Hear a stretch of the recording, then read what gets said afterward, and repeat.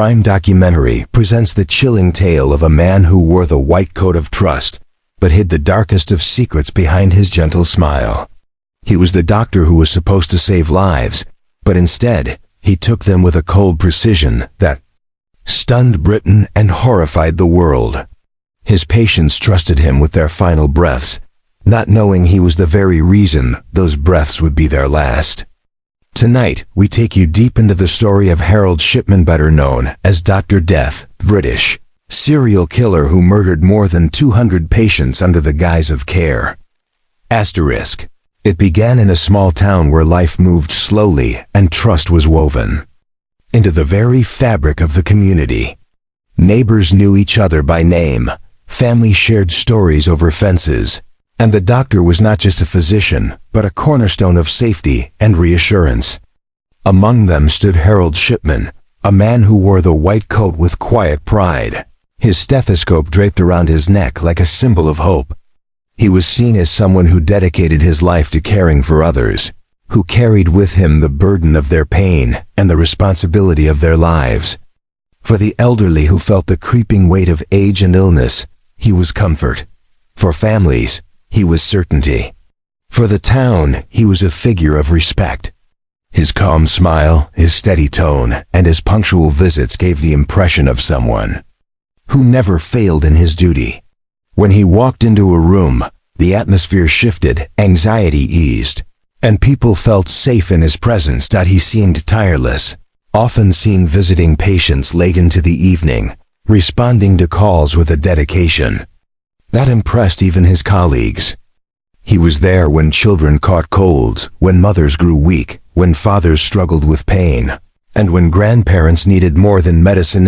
Needed dignity in their final years.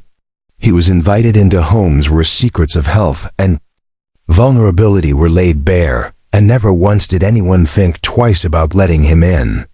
A doctor was more than a medical professional in such a place. He was a keeper of trust, a man allowed into the most fragile corners of people's lives. But soon, an unsettling rhythm began to beat beneath the surface. Funerals, once an occasional reminder of life's fragility, became more frequent. Families who had spoken to their loved ones days earlier were now gathering in grief, stunned by the suddenness of their loss. A grandmother laughing with her grandchildren at the kitchen table was found lifeless in her bed not long after. An elderly man who had walked briskly down the street days earlier was gone before the week was over. And at the center of these tragedies, again and again, stood the same man. Dr. Shipman was always there, the first to arrive, the one to pronounce death, the one to comfort those left behind. At first, this was seen as devotion, the mark of a doctor unwilling to leave his patients in their final moments. His presence became almost expected, as though fate had chosen him to be the final witness to so many last breaths. Families leaned on him, grateful for his composure, his words softening the sharp edges of grief. He would place a hand on a shoulder, offer a sentence or two of reassurance, and with that calm demeanor, make the unbearable seem a little easier to carry. He signed certificates with practiced ease, noting causes that sounded medical enough to be beyond dispute. Heart failure, strokes, natural declinal explanations that fit neatly into the lives of those who had lived long and well. Still, whispers began to ripple through the community. It was strange, some said quietly, how many deaths surrounded one man. Not unusual for the elderly to pass away, but why so many, why so suddenly, and why always under his watchful eye? Yet suspicion felt like betrayal, and to accuse a doctor of wrongdoing seemed unthinkable. So the thoughts remained unspoken, the doubts buried beneath the weight of respect and trust. After all, who would dare question the man who carried himself with such authority, who had devoted years of his life to medicine, who seemed almost immune to the emotions that tore through families with each new loss? Inside his office, his shelves lined with medical texts and his files neatly arranged, he presented an image of control and order. His handwriting filled pages with diagnoses, treatments, and histories, yet not all of his notes told the full story. Some files were missing pieces, others appeared suspiciously thin, but few noticed or questioned. His colleagues saw him as confident, sometimes arrogant, unwilling to be challenged, quick to dismiss the opinions of others. Yet his confidence only reinforced his image as an expert, a man who knew his craft better than anyone else. Patients continued to flock to him, families continued to trust him, and the community continued to believe in him. The deaths mounted. Each funeral was accompanied by his calm face, his words a mixture of compassion and finality. He seemed to carry grief on behalf of others, absorbing it with a stillness that made people trust him even more. But slowly, a dark shadow stretched over the town, invisible yet growing, lingering in the minds of those who began to connect the dots. It was difficult to ignore, though easier to silence, easier to accept the comforting lie than confront the horrifying possibility that the man they had trusted most might not be who he appeared to be. And so the silence continued, the coffins lowered, the flowers faded, and Shipman remained the ever-present figure moving quietly through it all. Families believed him without hesitation, as though his word carried the weight of fate itself. When he said their loved one had slipped away peacefully, no one thought to question him, because questioning a doctor felt almost sacrilegious. He spoke with an authority that quieted doubts, and his calm voice wrapped itself around their grief like a comforting blanket. But what they never saw was the syringe that rested silently in his bag, filled not with healing but with death. Shipman's weapon was diamorphine, a drug meant to ease the unbearable pain of cancer patients in their final days. But in his hands, it became a tool of control, a way to end lives on his own terms. He would arrive at the home of an elderly patient, his demeanor professional and reassuring, the very image of a caring doctor.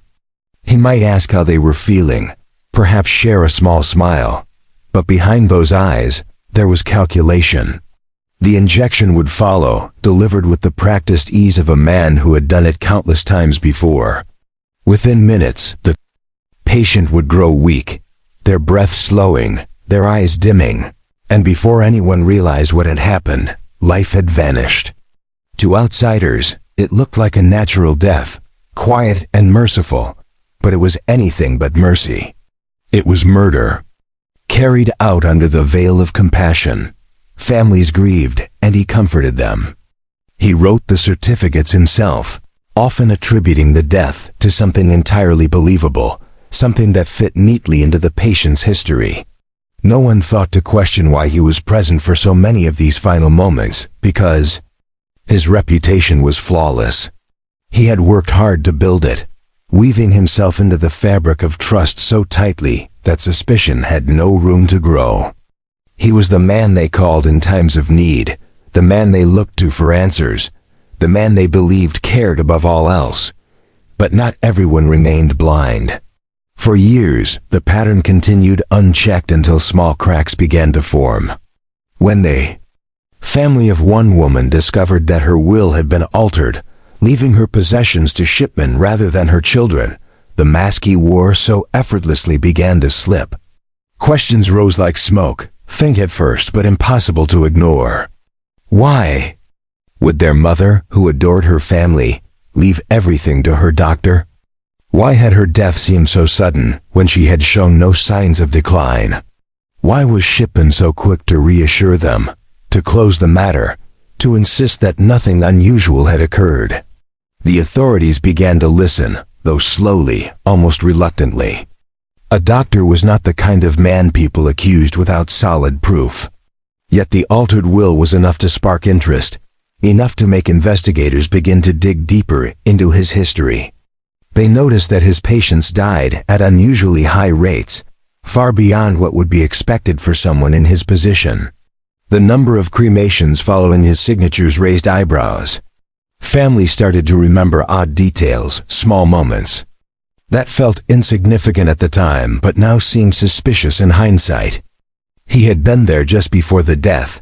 He had insisted no further examination was needed. He had pressured them to accept his version of events without delay. The more they looked, the darker the picture became. The pattern was undeniable. He chose his victims carefully, often elderly women who lived alone or who trusted him completely. He made them believe he was helping, while secretly sealing their fate. His arrogance grew with each successful cover-up, with each family who accepted his word, with each certificate signed without question. To him, it was as though he had become untouchable, a man above suspicion, a man who could shape life and death as he pleased. But whispers had become voices now, and voices were becoming accusations. The community that once saw him as a savior began to look at him with unease, though still unable to grasp the scale of what he was doing. To many, it seemed impossible that someone so calm, so professional, so deeply ingrained in their daily lives could be capable of such horrors. And yet, as more families stepped forward with their stories, as more evidence surfaced, the truth began to creep closer to the light. Behind his closed doors, Shipman carried on as though nothing had changed. He still saw patients, still offered. His practiced smile still moved with the quiet assurance of a man who thought he would never be caught. But the altered will was a turning point, the first thread pulled from the fabric he had so carefully woven. Investigators were watching him now, digging into his past, examining his records, and noticing the alarming consistency of sudden deaths that followed in his wake. The walls were beginning to close in, though he acted as if they never could. He had deceived too many for too long, and his confidence was unshaken. But every injection, every forged note, every certificate signed in his neat handwriting was another piece of evidence that would one day come back to haunt him, another nail in the coffin of the reputation he had built so carefully. His reign of quiet terror was no longer hidden in the shadows. It was standing in the open, waiting for the moment someone would finally confront the truth. Detectives began to unravel the life Shipman had worked so hard to keep hidden, and the deeper they dug, the more sinister it became. What started as a single suspicious will quickly grew into a web of deception stretching across decades. They pored over death certificates, pulling them one by one from dusty drawers and filing cabinets, and a chilling pattern emerged. So many of them bore his signature, each one marking the quiet end of a life that should have lasted longer. It was no longer coincidence. The numbers were staggering, the deaths too frequent, the explanations too repetitive. The figure who once stood as a beacon of trust was now emerging as a figure of death, and investigators could no longer look away. Exhumations were ordered, coffins lifted from their resting places, and bodies examined for traces of drugs. Findings were damning. In case after case, lethal doses of diamorphine were discovered, levels that could not be explained by treatment or pain management. The truth was undeniable now, each test result screaming what families had never dared to imagine: if their loved ones had not died naturally, but had been murdered by the very man they had trusted with their lives. The grief that washed over them was doubled by betrayal, for the comforting hand on their shoulder, the calm voice that had soothed them through their loss, was the same hand and voice that had orchestrated it. Shipman carried on with a cold calmness that unnerved even those investigating him. He did not break under questioning. He did not stumble in his words. He did not show even the faintest flicker of remorse. He was confident, as if he believed that even now, no one could truly touch him. He went about his daily routine, still seeing patients, still presenting himself as the man of authority he had always been, even as the net around him tightened. To the detectives, it was as though they were dealing with a man who had lived a double life for so long, that the mask and the truth had fused into one, making it nearly impossible to see where Thefficade ended and the killer began. The community watched in stunned silence as the story unfolded. Families who had once praised him were now consumed with doubt, retracing every interaction, every visit, every word he had spoken to them. They remembered the suddenness of their losses, the way he had been there at just the right time, the way he had signed away the cause without hesitation. What once seemed like kindness now looked like calculation, and what once felt like compassion now revealed itself as control. The grief they had carried was reignited with fury, and the doctor they had trusted above all else had become the monster they could not escape in their nightmares. The investigation revealed more than just deaths. Records had been tampered with, files missing or altered, details conveniently erased. It became clear that Shipman had been meticulous not only in his killings, but in covering them up. He crafted a paper trail that pointed away from him, hiding his crimes behind the authority of his profession. Yet even in his precision, arrogance left cracks. His overconfidence blinded him to the possibility that eventually someone would see the pattern, that eventually the statistics themselves would betray him. When he was finally charged, the courtroom became the stage for a drama that horrified the world. Families filled the benches, their faces etched with pain and disbelief, as they listened to prosecutors lay out the evidence.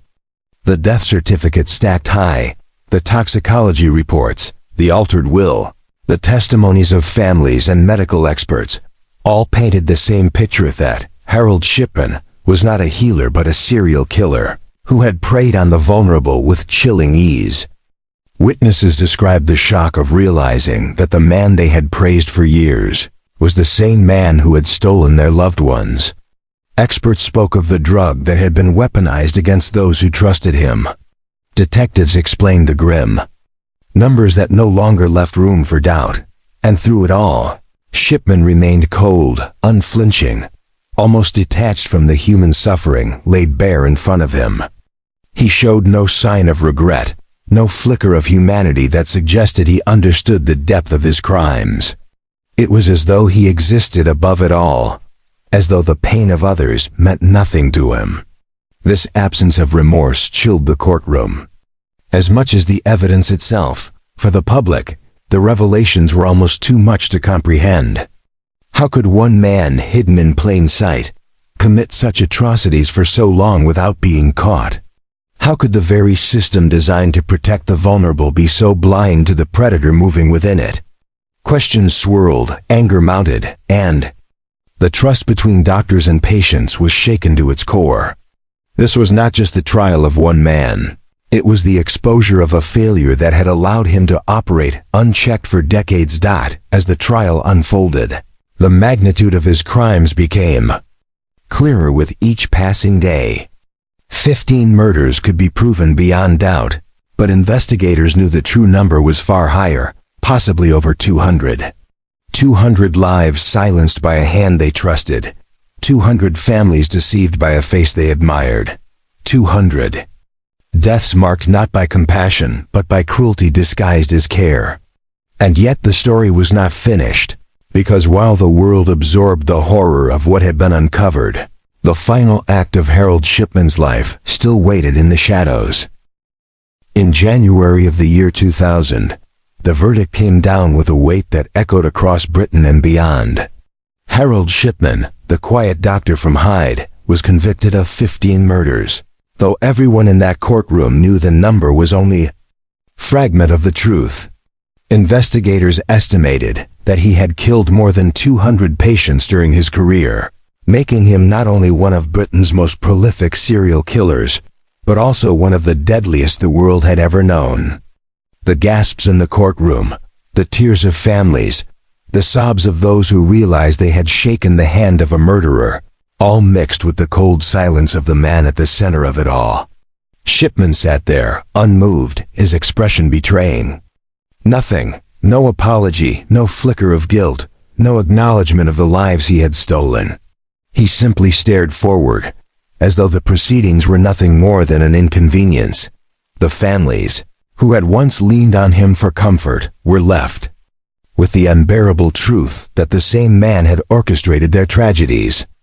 Some wept openly, others glared at him with hatred, while many simply sat frozen, unable to reconcile the image of the kindly doctor with the monster unmasked before them.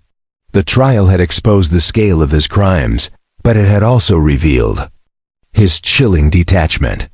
He had preyed on those who trusted him most, using his authority and his profession as both shield and weapon. What made his crime so uniquely terrifying was not only the number of lives he took, but the ease with which he did it. Hidden in plain sight, protected by the very trust people placed in the title of doctor. When the judge handed down the sentence, there was no sense of triumph, no relief, only the heavy knowledge that justice could never truly be served. He was ordered to spend the rest of his life behind bars, with no possibility of parole, a punishment that reflected the magnitude of his crimes. Yet for many, the sentence felt hollow. No matter how long Shipman remained in prison, it could never bring back the mothers, fathers, grandmothers, and grandfathers whose lives he had stolen. The wounds he left behind stretched across families and generations, scars that time would never fully heal. In prison, Shipman carried himself much as he always had, calm, silent, unrepentant. Guards described him as cold and aloof, a man who kept to himself, showing no remorse and offering no explanation. The silence was unbearable for the families who longed to know why he did what he did. Was it control, power, arrogance, or some twisted belief that he had the right to decide when a life should end? Shipman never gave answers. He never admitted guilt beyond what had already been proven, never shed light on the darkness within him. The truth of his motives was buried deep inside, locked away with him, and perhaps that was what made his story even more horrifying. He had murdered hundreds, and yet no one could say for certain why. Then came January 2004. Shipman was found hanging in his prison cell, having taken his own life just one day before his 58th birthday. The news sent shockwaves across the country. Some felt a grim satisfaction that the man who had stolen so many lives had finally ended his own, while others felt robbed of answers that might have offered some form of closure. His death was as cold and calculated as his crimes, denying the world any final confession or explanation. Even in his final act, he maintained control, choosing the manner of his death, just as he had chosen the manner of so many others. The impact of Harold Shipman's crimes went far beyond the families he devastated. His case shook the medical community to its core, forcing a reckoning with the systems and safeguards that had failed so completely. How could one man have killed so many without being noticed? How had the warning signs been ignored for so long? Reforms were introduced, tighter checks put in place, and the trust between doctors and patients, once considered uncheckable, was now layered with caution. The legacy of Shipman was not just the lives he took, but the shadow he cast over an entire profession. For the people of Hyde, the town where he had lived and worked, the scars ran deepest. Streets and homes once filled with memories of his visits now carried an unspoken weight. Families who had trusted him for years were left questioning everything, replaying every conversation, every gesture, wondering how they had missed the truth. The man they had welcomed into their homes had not been their protector, but their executioner. The betrayal cut so deep that some would never again look at a doctor without a flicker of doubt in their hearts. Harold Shipman's story remains one of the darkest chapters in criminal history, not only because of the sheer number of victims, but because of the cruel deception at its core. He wore the mask of compassion while carrying out acts of unimaginable cruelty. He was a man who should have been a healer but became a destroyer, a figure who turned trust into a weapon and medicine into murder. The name Dr. Death will forever stand as a reminder of what happens when evil hides in plain sight, when authority goes unquestioned, and when trust is exploited in the most horrific way possible. And so the story ends not with justice fully served, nor with answers found, but with silence, the same silence Harold Shipman carried to his grave, the same silence that leaves families haunted by questions that will never be answered, and the same silence that makes his crimes echo louder with every passing year.